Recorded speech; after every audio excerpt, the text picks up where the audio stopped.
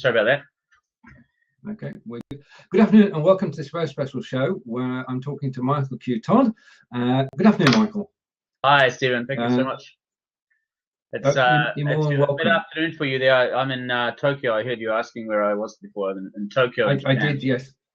Oh, right, okay. And you are 8 hours ahead of us, really. That's right. Yeah. Okay. Now, welcome to everyone who's joined us today. We're going to learn more about Crowdify and Crowdifycoin and Ethereum. So let's start at the beginning, Michael. Crowdify. What is Crowdify? Originally, we started as a crowdfunding site with a WordPress blog theme for crowdfunding at crowdify.fund, but we struggled to gain any traction against the giants, the Kickstarter and the Indiegogo. And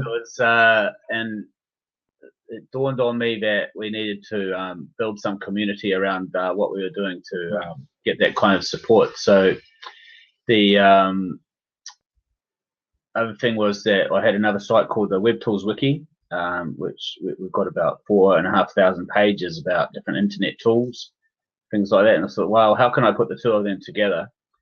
And they're both on WordPress, both pretty slow and clunky sites, and obviously without any ability to make any kind of community forum or anything like that. So heck, we have to spend a couple of $100,000 building our own website. Basically, it was like it dawned on me about 18 months ago. So we've been doing that. So it's what we've got now is a product of probably 18 months of work, mainly done or led by Nathan Sen in El Dorado, Arkansas, of all places. All right, so we haven't met yet, Nathan and I, my co-founder, but we are going to meet in about a month in California. So it's going to be very exciting. So we're got our own website now, and people using it and starting to do very different things than we ever expected that we were going to have. And we haven't even got the crowdfunding back into it yet, but we're about to do that by basically white labeling some software from a place called CrowdEngine that is used. And we're going to get into equity crowdfunding, which is very popular in the UK where you are, but not so popular with our friends in America yet, but starting to infiltrate the Americas in about 6 different states. We're going to be able to operate that system there. So it's exciting times, because we both come from, 2005, 2006, we were on Academy, which was where we learned to network, wasn't it? Bring people together and actually get people involved in the project. Yeah, I think Thomas and Penny Powell were real groundbreaking people that are much more futuristic than a lot of people give them credit for what they did with the Academy. So, yeah. Indeed. I always say it was Facebook before Facebook. Because it's everything that Facebook's got now, Academy had then. But the technology's moved on, and with it, we've had the next step was Bitcoin. Now, I know nothing about Bitcoin. Can you explain what Bitcoin is? Because I'm not alone. I was chatting with a guy called Chris Colling. I think he was on the Academy as well, and he's from Stranraer up in the way up north of you. And he did a what do you call it? The autocorrect today when we were chatting, and he said, "I'm just taking my first baby steps with bicycling." And he was trying to say Bitcoin, but it changed into bicycling, and it made me think that actually bicycling and Bitcoin are actually very similar, because when you first get on a bicycle, you usually fall off and graze your knees or your elbows or worse. And but then you next time you do it, oh well, you wondered why it was so difficult in the first place, and it's something that you never forget how to do. So Bitcoin is very similar. So my wife Yoriko, she calls it the wazoo. Right, you're sending money into the wazoo and hoping that it lands somewhere. And so when you transfer your first Bitcoin from somewhere, it's quite a breathtaking moment, and you want to contact the people back and check, did you get it? Like now Now when we send it, we realize that they must get it because there's nothing else that can happen. And it becomes just a natural part of our lives, and we're sending it backwards and forwards with a huge whole lot of people every day, and it's very simple, and it's like getting on a bicycle as it is for us now. So, but with Bitcoin, it is you have to imagine that every transaction has its own piece of code, and it's all built on these blocks. So you're basically sending from one block to another with a unique transaction code, and it's just basically sending a transaction from one block to another. So it's really very simple and easy process when you sort of nail it down to that. Okay, so everybody has what's known as a wallet. Is that correct? You should get Stephen here. Hi, Stephen. Thanks a lot for coming by. Stephen's probably a bit more of an expert at this than me. Everyone has a wallet, and you can have as many wallets as you like, and you can keep your coins in there. What a lot of people don't realize is that it's not really done by coin by coin. There's 8 decimal places of coin, so one Bitcoin is worth about $450 at the moment. You can actually own less than a cent worth of Bitcoin, and it can still be, like down to the last 8th decimal place, 0.000001 of a Bitcoin, and you can transfer that around as well. Right. So it's secure. I mean, it's a virtual currency which people can use to pay each other. Yep. And the thing that I found interesting is that you don't need a bank account. It's not tied into the banks at all. And here's the opportunity we've identified really with Crowdify that we didn't really realize that we had at the start, was that there are about 5.5 billion people on the planet that are not as privileged as us. They do not have access to PayPal and credit cards and even a bank account, or maybe a few more than that have access to a bank account. But PayPal and credit card, there's really not that many more than 1 billion that have access to this. So what we have done is give access to these people to be able to do e-commerce and make peer-to-peer payments to each other for services and things like that via Bitcoin. So this is going to presumably empower a lot of people to escape the shackles of poverty from a lot of different countries that are kind of in a cycle of poverty at the moment because they can't do anything. So now someone even in deepest, darkest, landlocked Africa who's got access to a mobile phone, which most parts of Africa have now, they can sell American goods to American people with Bitcoin, by use of Bitcoin. So you get paid and do something with it. An international currency. Now, who are Ethereum? Ethereum is, to understand Ethereum, you have to understand what Bitcoin is actually built on, and this is these blocks, the blockchain. So Ethereum is an extension of the thinking of Bitcoin, and again, Stephen has probably he's been going to these Ethereum meetups in Australia and learning a lot more about it than me.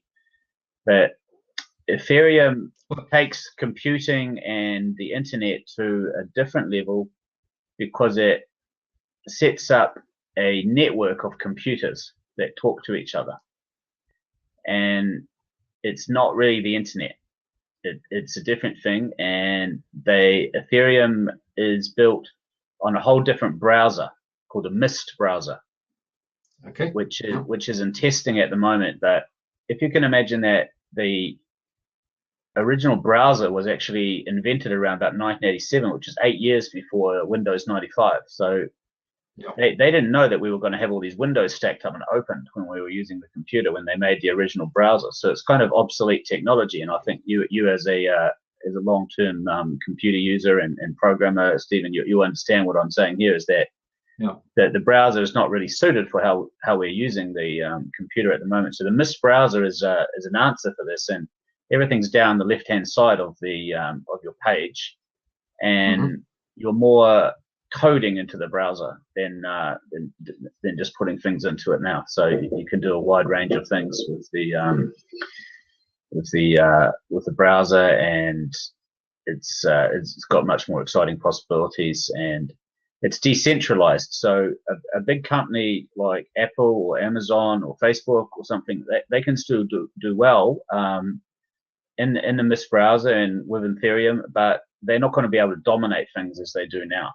And people are going to have an identity. Well, we already have an identity, and we have an Ethereum address in Ethereum. Everyone has their own unique Ethereum address, and this is decentralized, and people have more privacy and less privacy, really, because it's a whole different concept, and it's a whole different show on itself. I'm loading up some videos as a resource at michaelqtodd.com/Ethereum. It's a good place to start understanding about it. So it's a long and difficult process to get your head around this, and it's taken me about at least 9 months of study to really start to identify the possibilities. Yeah. Understood. No, but through Ethereum, you are in pre-launch of the Crowdify coin.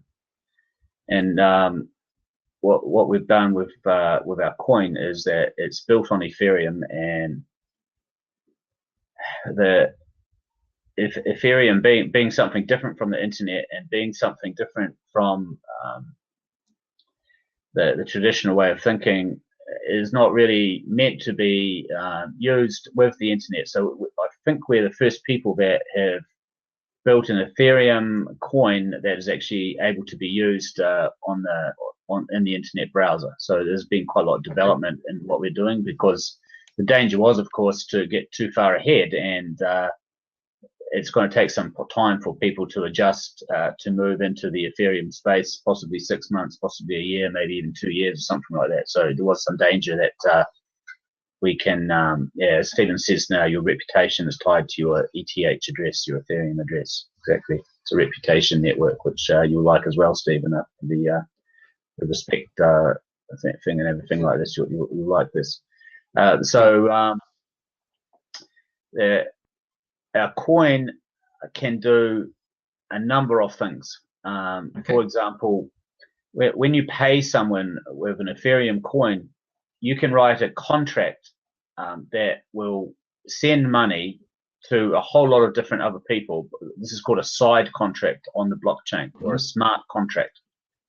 Right. So with Bitcoin, where you can just do one-dimensional sending money from one place to another, with Ethereum and smart contract, which you can use our coin for, and you can't use for traditional Bitcoin or any other coin, you can pay a whole lot of different people at the same time.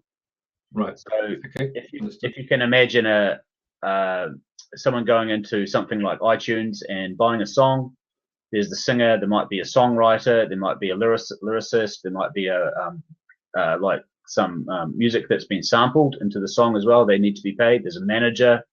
There's the recording studio where the song was made, the drummer and the bass player, or the pianist, or the vocalist. They all might be paid different amounts. And traditionally, some accountant would have had to say, we sold 500,000 songs this month. We're going to divvy it all up and pay all these people out. Whereas with our coin, we can actually facilitate the payment to all those different people at different levels, different percentages of the price of the music. So at $2, they can all get paid different amounts at the point of sale instantaneously. Exciting times. That's one thing that we are going to be able to do. So it is extremely exciting times. And what we've done with Crowdify is that when you go into our site, you might notice that you've got to log in with Twitter, and you've got your identity in our site is attached to your Twitter account. So what we've done is the Ethereum address and your Ethereum wallet for the Crowdify coin is attached to Twitter as well. So we're going to be able to track who owns our coin by their Twitter address. So and by their Twitter handle, and we're going to be able to see what people are doing with the coin, and we're going to be able to facilitate payments and messages that send money via Twitter, via tweets, both direct messages and open, public tweeting.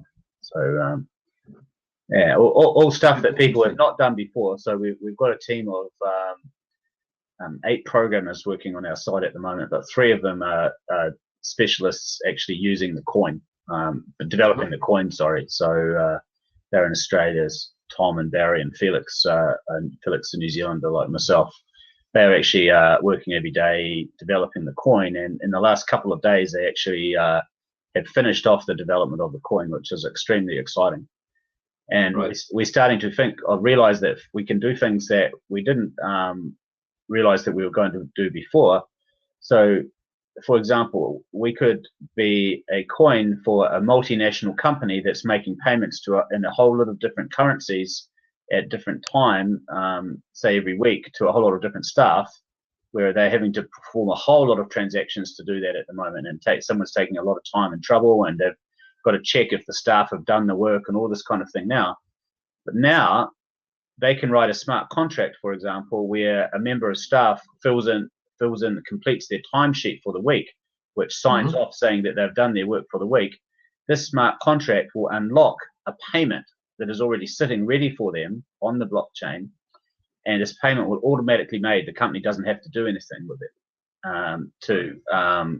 for this payment to happen. So we realize that we can do things like this. So we can actually be kind of a banking system for these kind of companies, and we already developed this, and we didn't even know we developed it. So you've got to use your imagination and think as wide and as openly and as big as you can when you're dealing with Ethereum, because the limits of what you can do are limitless. There's no limit to what you can do. It's just out. Well, in relation to Ethereum, I'll just put up the link to the video you mentioned the other day. This is the one with the consensus people in New York. Yeah. Yeah, this is a very good one. This explains about the music thing as well, and explains where things are going. This is actually about 4 months old now, and they've actually moved on a lot. There's a group of developers that are working together in a place in New York. I think they said in that video they've got about 60 people. They've actually got about 120 or something now. Yeah. This is very good.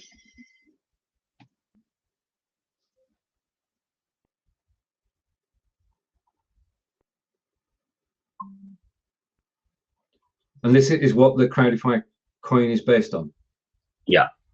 Yeah. No, I'm not going to play the whole of it. But I don't think these guys have ever thought of building a coin. All right. Okay. Okay, but this is the technology that you're using. One of the craziest things that we're doing is, I just listened to this.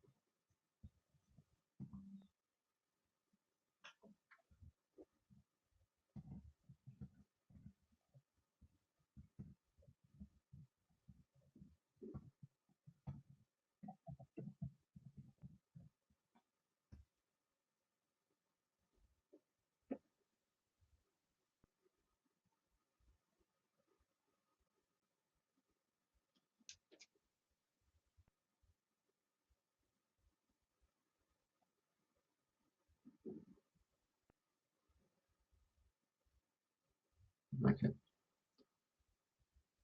So you can see all the computers are linked together. Yep, I got it. Okay. Well, if I close that for the moment, but if anyone wants to watch the full video, then the link is in the right hand side, and you can watch that, and it will give you an insight into this exciting world. Now, if people want to get involved in the Crowdify coin, how can they do that? We just started selling the coin last week, and we actually made more progress than we thought we were going to make in the last week. So the guys in Australia have got very excited and taking days off their day job to get things finished at the moment.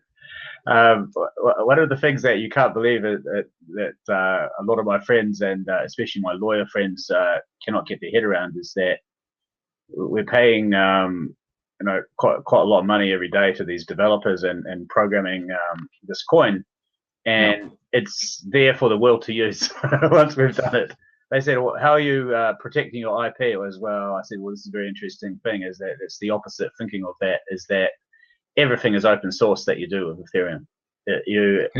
Any code, we've got access to any code that other people have written. So there was actually a template for a coin that we worked on that someone else had developed. But we are basically building a coin that can be used by anybody in the world in the future as well. So it's Skip's got some interesting questions about what we're doing a little bit. So Skip's saying if you're functioning as a bank, we have to sometimes insurance. Well, we're not actually handling the money, Skip. So we're basically actually just facilitating the ability to make the transactions, that the money doesn't actually pass through our hands. So when I said we'd be something like a bank, we won't actually be anything like that. We're more of a merchant service facilitator by actually having developed the code. So people are just using our code, really. They're not really using. We don't have any. We won't ever be able to attach the money or anything. What about government oversight or that money? Government poking around? That kind of thing's finished. they don't have any. They won't have any influence or anything like that on the Ethereum network. That they won't. Nobody has any influence over everyone else. Everyone's got their own separate identity, and there won't be any poking around or control by anyone else anymore online. Another thing with our coin is the security aspect of it is completely different from Bitcoin. Whereas Bitcoin can be stolen, people can hack into Bitcoin exchanges or someone else's Bitcoin account or wallet. They can't do that with our coin, because every coin has got its own separate code, and if one of them and we can trace the transactions back on this blockchain where what's happened with that coin from where it's been used, and we can actually delete that code and replace it with another coin. Okay. So we can replace the coins. If anyone ever says they get stolen, we just delete the coin and give them another coin. So it's a wonderful system, and to feel so secure about what we're doing, and we don't have any danger of being hacked or having any security breaches. So we've made our coin now, and we started out selling them at 5 cents about 10 days ago, about 5 cents each. And I imagine for most of the people out there, including you, Stephen, it is very difficult to get the concept of how to go and buy a cup of coffee, or to pay someone for getting a job done on Fiverr for $5 or something with Bitcoin, because you're constantly having to do a calculation of wherever it is at the moment. Like it dropped by 2% just overnight about 24 hours ago, right? Dropped from 460 to about 440 extremely quickly, a 2% drop. So it's not very good for a merchant with small trading margins to hold on to that, to a significant amount of money. And imagine if you were paying someone and you sent money to them, your staff member or something, and then the next morning, just because they hadn't cleared their account out and transferred it into fiat currency, they lost 2% of their wages overnight, for example. Right.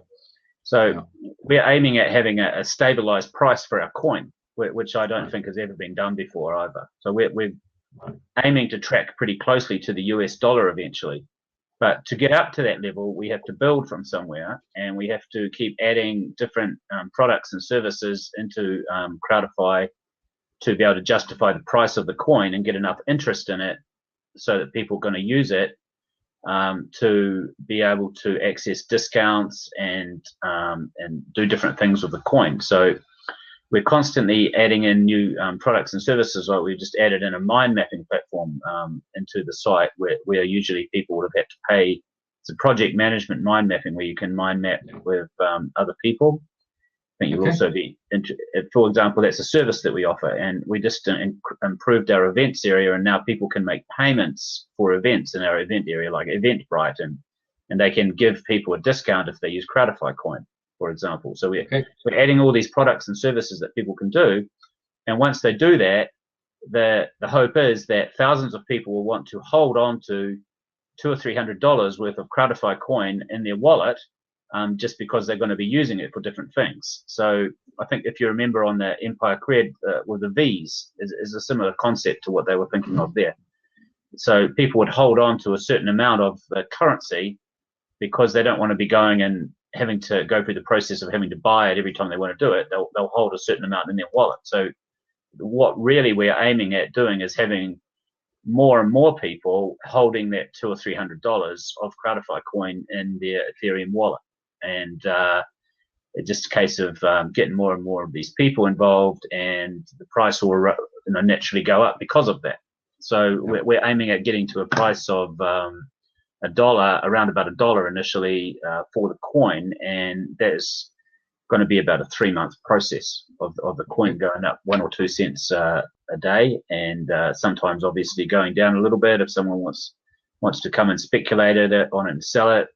We don't have much protection against that, apart from the fact that we can limit the amount of Ethereum of that Crowdifycoin that people can own, because as I said before, we can track it. So we're going to have it so that no Twitter account can own more than 10,000 coins.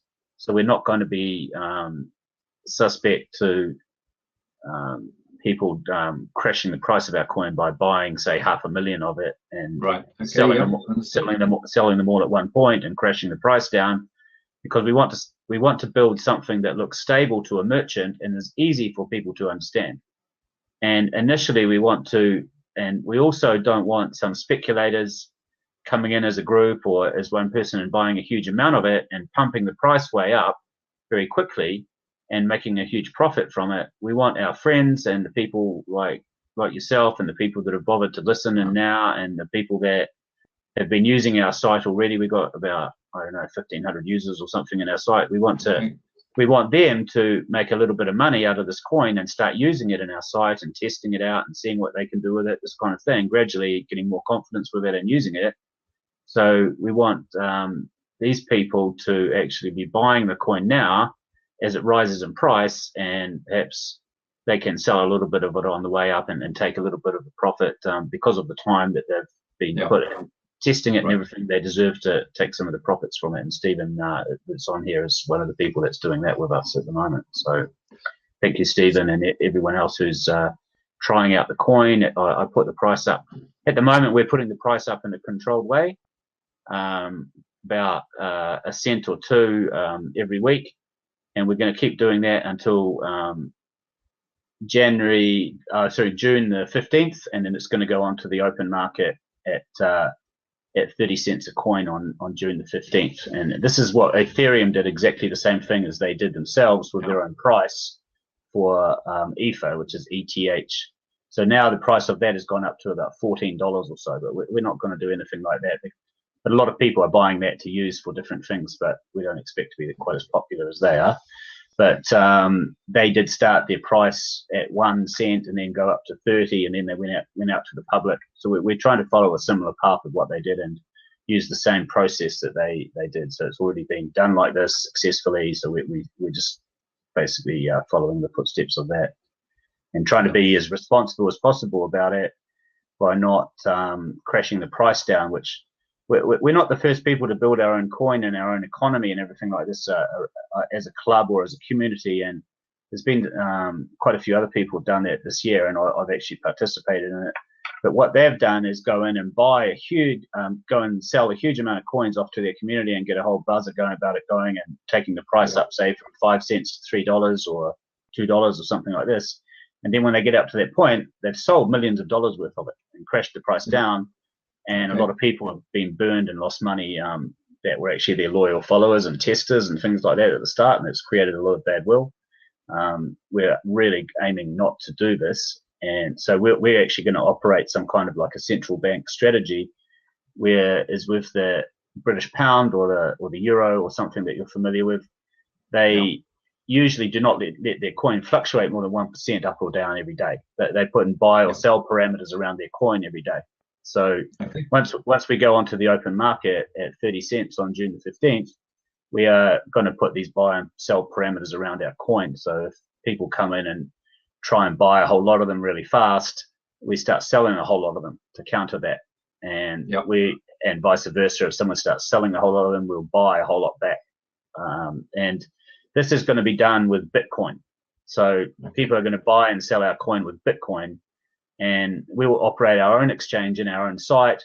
Plus, we'll release our coin onto different exchanges. So there's a whole lot of different exchanges that these coins are bought and sold on that you're probably not aware of yet. But the main one of this is called Bittrex, and there's Polyonex, and there's Catapult Coin, and there's quite a few different exchanges that we can list on, and they've got to accept our coin that it's a genuine coin, but we don't anticipate any trouble with that. So we'll probably release the coin onto about 6 different exchanges, and people will be able to purchase it and sell it against either Bitcoin or some other kind of cryptocurrency on those exchanges. So this is kind of how the whole process will work out over the next month or so, and after June the 15th, I say it'll be on the open market for people to buy and sell. But if they want to get it at an early price, now is a good time to do it.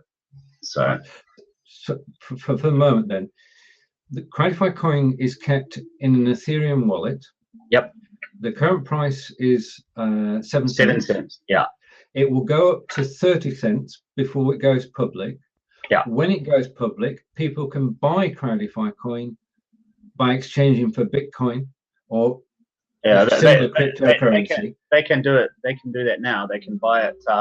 They can even buy it with PayPal at the moment, or with Bitcoin at the moment. But at the moment, we're just operating a manual system with that.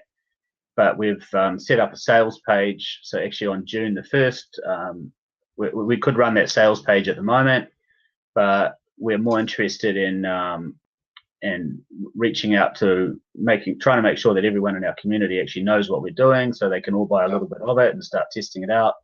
We're actually going to put it out to the public in a controlled way, so that it doesn't get speculated on heavily. From June the 1st to the 15th, there's going to be a 15-day process with a public sales page where people will just buy it with Bitcoin. But they won't be able to sell it until June the 15th, when it goes actually onto the open market, so that their coins are going to be locked in their account until June the 15th. And then we imagine quite a few people probably want to sell and take their profits, but also at the same time people want to buy because they want to test it out and use it and see what we can do with it. So we expect there to be quite a lot of interest from different cryptocurrency people, because no one has spent the amount of development time and energy that we've been prepared to do, because they haven't had really the belief in the system. And I want to give a lot of credit to Tom Miller in Australia, who leads the Australian meetup group about Ethereum on the Gold Coast of Australia, the Sunshine Coast of Australia. And Steve goes to his meetings every week as well. And Tom's a real visionary behind the currency, and he's got this team of developers together, and he's leading them to develop our coin. And he's been a long-term friend of mine for about 3 years now, and we've discussed the possibilities of doing this for a long time, and it's very exciting to see all our planning come to fruition. We've been planning this for over a year now, and Nathan in Arkansas as well to make this happen. And obviously it doesn't happen overnight, because no one's ever tried this, and we didn't even know it was going to work. So, but it's working, which is good. Good. Well, I mean, you brought together a team of people who know, like yourself, know all about Bitcoin. We brought people that know about Bitcoin, but also know a bit about internet and commerce and social media as well. And this is something that we're a little bit different from other people, is that the people, with due respect to most of the people in the space, is that they're either forex traders or computer programmers. And they haven't done a whole lot of e-commerce, which is why no one has really developed a coin like this yet and tried it out, because they haven't been marketers or e-commerce kind of people. And perhaps between Tom and myself, we had quite a wide range of experience. I've been a lawyer for quite a long time, so these contracts that I'm talking about, writing these contracts, is kind of natural for me to think like this and to make these contracts. I used to be a shipping insurance lawyer, so we had to make contracts into the future determined on ships arriving at different ports at different times. Payments were held back when the ship didn't get there in time. Payments were increased if they came ahead of deadline, this kind of thing. So we had to write similar contracts to this to trigger bonus payments or penalty payments. So this is very much like the smart contract system on the blockchain. So I had quite a lot of experience doing this, and also I had quite a lot of experience with social media and with different technologies and things over the years, and so is Tom. The thing I haven't had experience with is leading a team of programmers, but he has had that with his own business before. So it's been kind of a dual effort to get this coin together. Yeah, indeed. Right, if anybody has any questions, then just type /Q and send a message to the bottom right hand side. Michael's been watching that, and I'm watching it too. I imagine it's a pretty radical concept for people to get their head around this kind of thing, that someone first can create a currency and control the price of it for a while, and then put it on the open market, and basically we can release as many of our coins as we like. And that is a little bit different from Bitcoin, where there's a limited amount, and they're actually doing mining. Well, we're not doing mining or anything like that. With Ethereum, it doesn't actually work like this. So we can release as many of our coins as we want, but we don't want to do that because we want to have a stable price, and the more coins that are released, the less stability there's going to be. So slowly we'll release the coins, but the only way that we're going to be able to release the coins, you'd think, you can just make as much money as you like. Well, it doesn't actually work like that, because if we have too many coins, we won't be able to back up the price, and it'll just crash down to be at 1 cent again, because people will just sell them all. So we actually are basing everything that we're doing on the Crowdify platform and the different services and things that we're going to do. And if I can just speak for a minute about what we're going to do about the equity crowdfunding thing, which was the Crowdify concept right at the start. And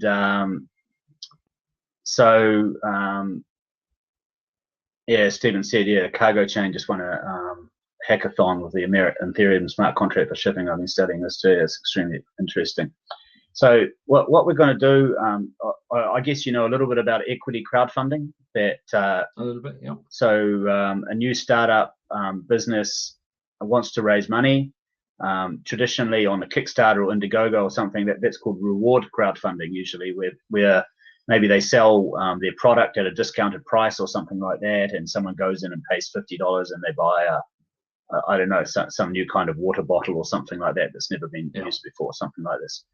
And that keeps the water clean or something forever, something like this. So with the equity crowdfunding, the people can also pay their $50 or something like that, but they wouldn't get a reward initially, but they might go into a group of, say, 1,000 people who buy 5% of the business.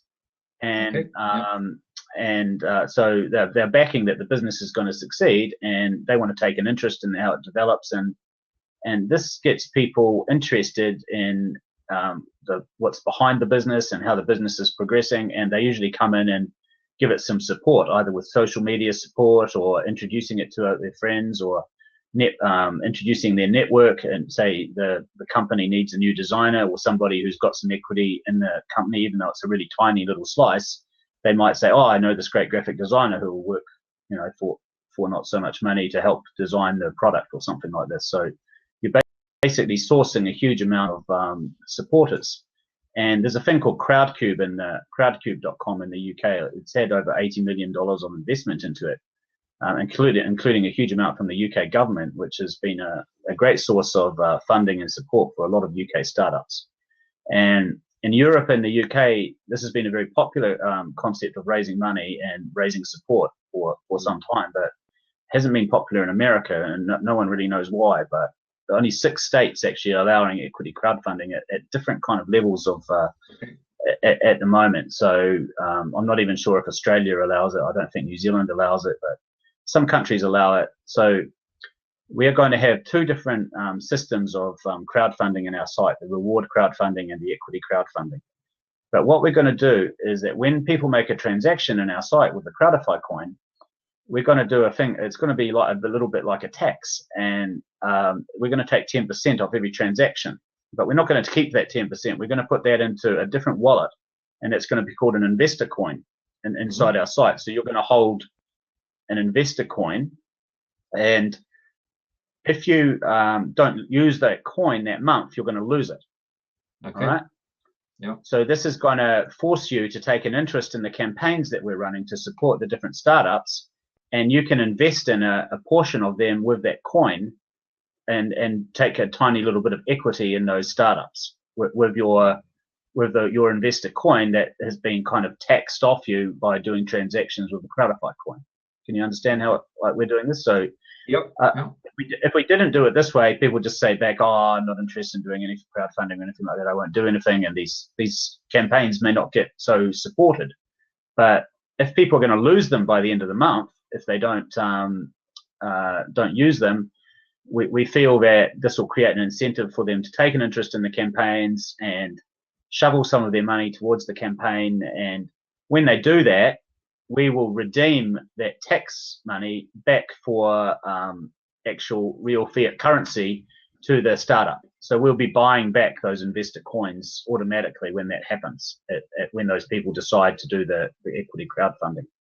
Okay. So yeah, this is the cunning plan for helping startups, basically, and sort of goes full circle back to what we wanted to do at the start. So it's been a long and woolly process to get to this point, but I think we've done it in a much more clever and interesting and effective way by coming around the circle.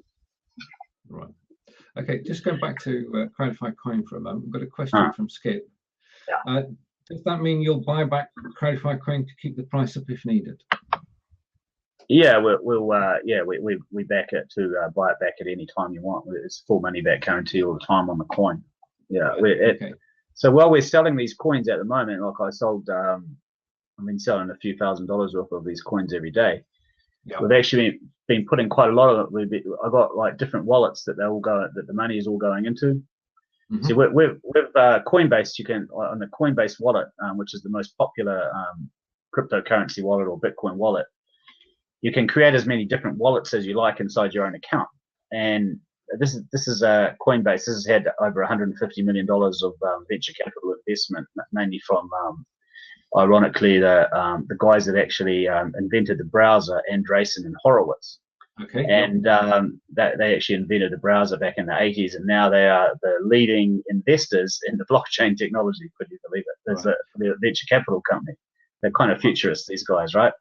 So what we're doing is funneling.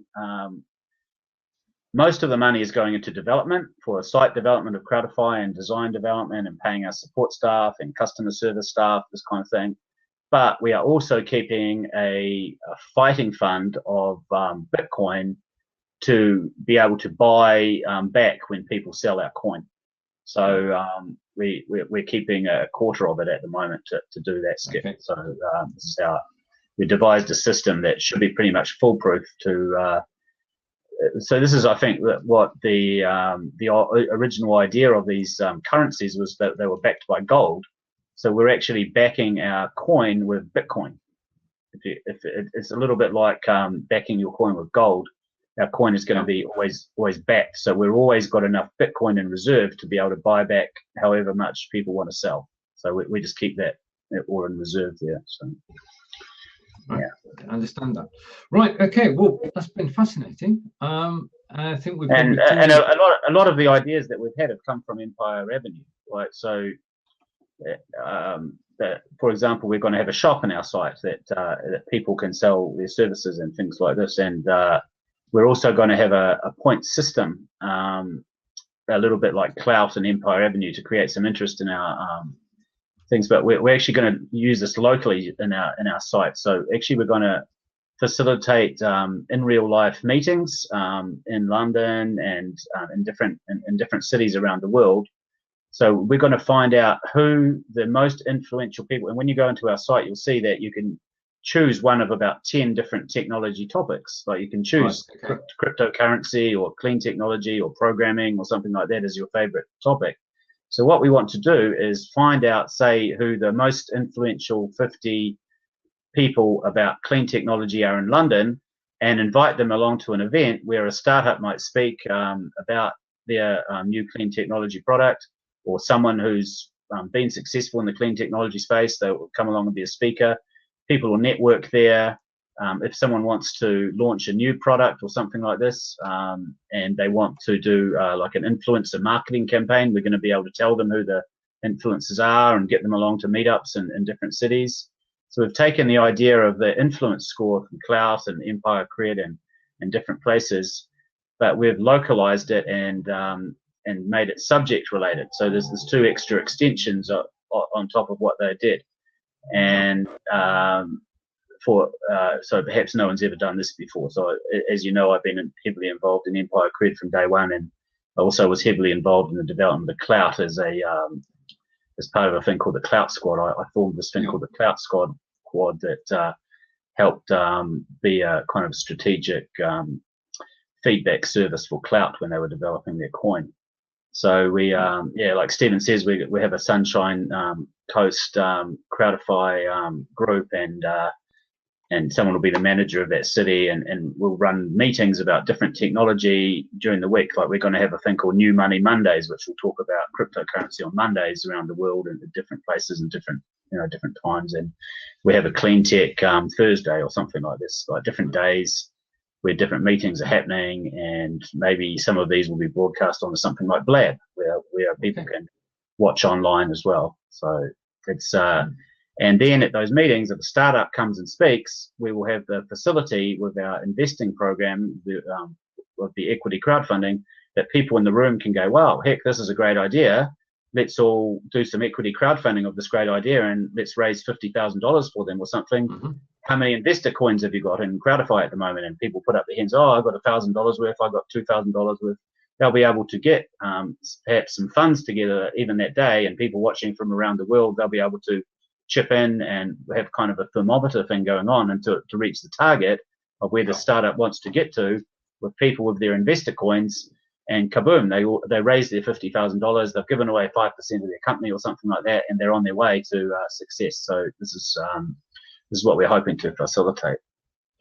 Exciting times. I wish you every success, Michael, with Crowdify and Crowdifycoin and all the ventures that you're launching. And I'm really grateful to you for this chance to speak about this, and I understand it's going to be recording. So well, if you'd like to, your questions have been excellent, and the questions that you've asked Skip and everyone else, and Omar is asking now if it's like the DAO. It's very hard to explain the DAO in 2 or 3 minutes, Omar, but it is similar, because we are going to have apps that are going to be built around that app system as well. So that's a whole new subject to talk about. The Ethereum apps are also different, Stephen. They're not like the traditional sort of mobile phone apps and things. So. Okay. Anyway, thank you so much. I'm really grateful, and thanks everyone who's listened in. And I'll embed this in a blog post tomorrow, because your questions have been great, and it's been a great chance to explain everything we're doing. So. My pleasure. I've learned a great deal, Michael, and thank you to everybody who's joined us today. I've no doubt that we've enjoyed this so much that Michael and I will be back in a month or two as we keep track of the Crowdify project. Thank you to everybody who's asked questions, and to everybody who's watched. You can catch the replay shortly. And next time we have a session, people, because this was explaining everything, the next time we have a session, you can come on camera and ask questions live. Thank you, everyone. And goodbye for now. Thank you.